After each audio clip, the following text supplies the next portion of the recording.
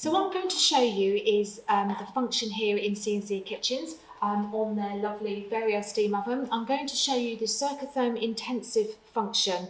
So that's a function using the fan and the bottom heat only. So it means that you can do pies, flans, tarts without having to bake blind. So normally when you bake blind, it takes so much time.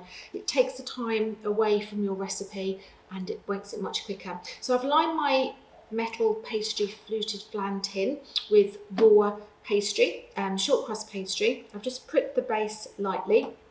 I'm going to place my filling directly into the flan base, straight on the raw pastry. Now this is a spinach and onion quiche, and I've got some onions here which I've fried off with some garlic and some spinach which I've wilted down, and I've added some Parmesan cheese as well and a little bit of seasoning.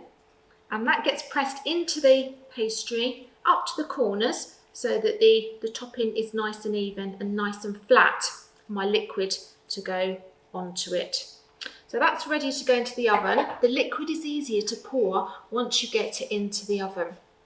So this goes in, and once I've already preheated my oven on the Circotherm intensive function, which is the bottom heat and the fan, on 200, so it gets really nice and hot.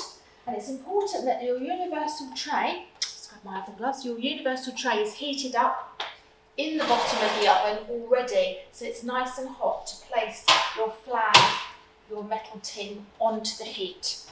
So I'm now going to add my liquid. Now this is cream and 2 eggs, so it's 300 ml of double cream and 2 eggs, and I'm going to top this off with some Parmesan.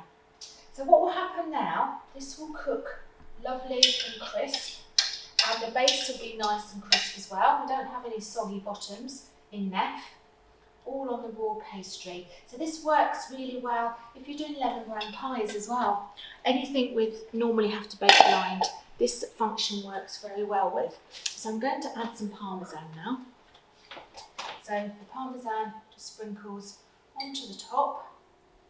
And I've preheated this at 200 to get it nice and hot to start off the baking of the pastry. But I'm now going to lower it to 180. Turn it down a little bit so that it doesn't burn, and that will take about 35 minutes to cook through. If it starts to get very brown on the top before 35 minutes, then what you have to do is just pop some tin foil on the top just to save it overcooking.